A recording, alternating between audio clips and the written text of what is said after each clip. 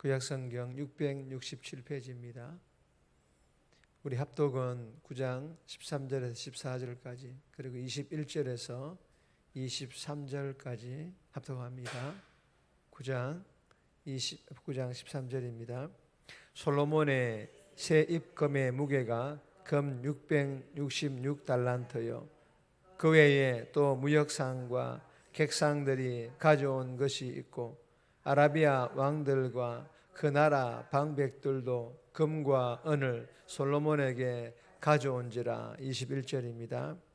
다 왕의 배들이 후람의 종들과 함께 다시스로 다니며 그 배들이 3년에 1차씩 다시스의 금과 은과 상아와 원숭이와 공작을 실어 오미더라. 솔로몬의 왕의 재산과 지혜가 천하의 모든 왕들보다 큰지라. 천하의 열왕이 하나님께서 솔로몬의 마음에 주신 지혜를 들으며 그의 얼굴을 보기 원하여. 아멘. 오늘 본문의 제목은 잠시의 화려함, 영원한 준비, 영원의 준비. 잠시의 화려함과 영원의 준비. 오늘 본문은 솔로몬이 하나님께 받은 지혜와 부로 열방의 주목을 받으면서 이스라엘은 전례 없는 번영을 누립니다.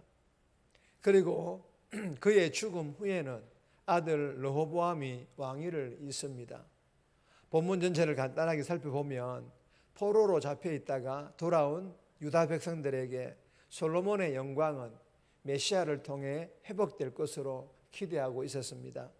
그리고 이들이 고대한 메시아 왕국의 영광은 예수님을 따르는 교회를 통해 성취될 것입니다. 여러분, 교회의 영광은 솔로몬 시대처럼 부와 재물로 나타나지 않고 공평과 정의로 그리고 사랑과 진리와 환대와 긍휼로 솔로몬 시대 못지않게 빛나게 될 것을 말씀하고 있습니다. 오늘 이 본문을 통해 하나님께서 우리들에게 주시는 첫 번째 교훈입니다. 지혜와 물질의 복, 지혜의 복을 주실 뿐만 아니라 물질의 복도 주신다라는 그런 교훈입니다. 13절에서 28절까지인데 22절 말씀 보시면 솔로몬 왕의 재산과 지혜가 천하의 모든 왕들보다 큰지라. 여러분, 이 본문은 솔로몬 왕의 재산에 대하여 기록을 하고 있는데 금으로 만든 큰 방패, 작은 방패, 또 상아로 큰 보좌를 만들고 거기에다가 금으로 입히고 그 외에도 수많은 재산들에 대하여 기록을 하고 있는데, 그러나 13절 이 한 절의 말씀이 솔로몬이 얼마나 대단한 부자인지를 설명합니다. 솔로몬의 새 입금의 무게가 근 666달란트요. 여러분, 8장 13절 말씀에서 솔로몬이 오빌에서 가져온 금이 450달란트, 약 15톤이라고 했습니다. 그런데 본문에서는 450달란트보다 더 많은 666달란트니 도대체 솔로몬이 얼마나 대단한 부자인지를 단번에 설명해 주는 그런 말씀입니다. 그러나 여러분, 솔로몬의 재산은 눈에 보이는 재산이라면 눈에 보이지 않는 영적인 재산은 무엇일까요? 참된 재산은 무엇일까요? 그것은 바로 하나님의 지혜입니다. 하나님 주신 지혜라는 것입니다. 여러분, 이 지혜는 하나님께서 직접 주신 지혜로 돈으로 값을 매길 수가 없는 영적 재산이자 참된 재산이라는 것입니다. 그리고 사실 솔로몬의 물질적 재산도 하나님께서 주신 이 지혜로 발생한 재산이라는 것입니다. 그러니까 지혜가 없었다면 재산도 없다라는 그런 뜻입니다. 하나님께서는 역대하 1장 12절에 기록된 말씀대로 솔로몬에게 지혜를 주셨을 뿐만 아니라 덤으로 부와 재물과 권세, 즉 부귀영화도 함께 쏟아부어 주셨다라는 것입니다. 사랑하는 여러분, 본문을 통해 주시는 교훈이 무엇입니까? 하나님의 지혜를 먼저 구하라는 것입니다. 저와 여러분들이, 대명의 모든 성도들이 새벽을 깨워 여러분의 자녀들과 대명의 다음 세대들이 아침 첫 시간에 예배와 말씀과 기도를 통하여 날마다 하나님의 지혜를 구하고, 그리고 마태복음 6장 33절 말씀과 같이 먼저 하나님의 나라와 의를 구할 수 있기를 주님의 이름으로 소망합니다. 그래야 해서 하나님께 주시는 지혜로 날마다 풍성히 공급받아 그리고 덤으로 주시는 물질의 복도 응답의 복도 함께 풍성히 받아 누릴 수 있기를 주님의 이름으로 축복합니다. 두 번 주시는 교훈입니다. 지혜는 수단이 아니다. 지혜는 무엇을 공급받기 위한 수단이 아님을 우리에게 교훈하여 주고 있습니다. 22절에서 24절까지인데 23절 말씀 보시면 천하의 여로왕이 하나님께서 솔로몬의 마음에 주신 지혜를 들으며 그의 얼굴을 보기 원하며 천하의 열왕들이 수많은 나라의 왕들이 솔로몬의 지혜를 듣기 원하였고 솔로몬의 얼굴을 보기 원하였습니다. 그리고 많은 재산들을 가지고 솔로몬에게 찾아왔습니다.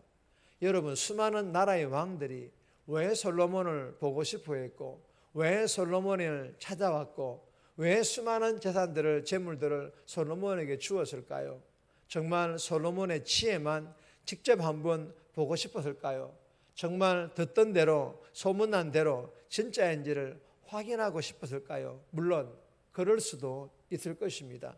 그러나 수많은 왕들이 솔로몬을 보려고 찾아온 이유는 자신들도 솔로몬과 같은 지혜를 얻어서 솔로몬과 같은 재물의 복, 즉 부와 재물과 권세, 즉 부귀영화를 누리고 싶었던 것입니다. 즉 하나님의 지혜를 자신의 성공을 이루기 위한 자신의 부와 재물을 권세를 쌓기 위한 수단으로 생각하고 여겼다라는 것입니다. 사랑하는 여러분, 본문을 통해 주시는 교훈이 무엇입니까? 하나님의 지혜를 성공을 위한 재물을 쌓기 위한 수단으로 사용하지 말라라는 것입니다. 잠언 9장 10절에서 하나님의 지혜에 대하여 이렇게 기록을 하고 있습니다.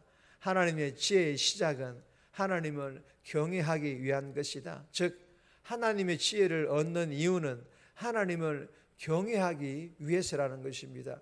하나님의 지혜는 어떤 빠른 판단력, 뛰어난 판단력이 아니라 하나님의 뜻에 순종하는 것이고 하나님의 성품을 닮아 하나님을 드러내는 것을 말씀하고 있습니다. 주신 교훈을 마음판에 잘 새겨서 하나님의 지혜를 내 성공과 재물을 쌓기 위한 도구로 사용하지 않고 하나님을 경외하고 하나님 뜻이 무엇인지를 잘 알아 순종하고 하나님 성품을 닮아 하나님을 드러내는 그런 복된 삶 살아갈 수 있기를 소망합니다. 그리고 하나님 덤으로 주시는 물질의 복을 우리가 받는다면 이 복을 나 혼자만 누리는 것이 아니라 나누어주는 그런 복된 삶 또한 살아갈 수 있기를 주님의 이름으로 축복합니다. 세 번째 주시는 교훈입니다. 죽음 준비하라. 죽음 준비할 것을 우리에게 교훈합니다. 29절에서 31절까지인데 말씀은 따로 보지 않겠습니다. 여러분, 솔로몬의 시대는 지혜와 부와 그리고 명예의 절정이었습니다. 그러나 본문은 솔로몬이 죽고 그의 아들 르호보암이 왕이 되었다는 것으로 끝을 맺습니다. 여러분, 아무리 화려했던 인생도 결국은 한 사람의 생애가 끝날 때 세월의 흐름 속에 자리를 내어줄 뿐입니다. 화려한 성취도 풍요로운 삶도 시간 안에 멈추지만 그러나 하나님 앞에서 어떻게 살았는지는 영원히 남을 것입니다. 그러므로 인생의 참된 성공은 호흡이 끝나는 순간에 드러나는 것임을 알고 우리의 호흡이 언제 끝날지 모르기에 오늘 하루도 코람데오, 즉 하나님 앞에서 후회함 없는 삶, 주님께서 언제 오실지라도 마르나타 아멘 주 예수여 어서 오시옵소서 주님 맞이할 수 있는 그런 아름다운 성도다운 삶 살아갈 수 있기를 주님의 이름으로 소망합니다. 정리합니다. 날마다 예배와 기도와 묵상을 통해 하나님의 지혜를 공급받고 덤으로 주시는 물질의 복과 응답의 복도 풍성히 받아 누리게 해달라고 하나님의 지혜를 성공을 위한 수단이 아닌 하나님을 경외하고 순종하고 하나님의 성품을 닮아 하나님을 드러내는 데 사용함으로 그리고 덤으로 주시는 물질의 복 받아 나누는 삶 살아가게 해달라고 이 새벽에 기도하며 오늘 하루 살아갈 수 있기를 주님의 이름으로 부탁드립니다.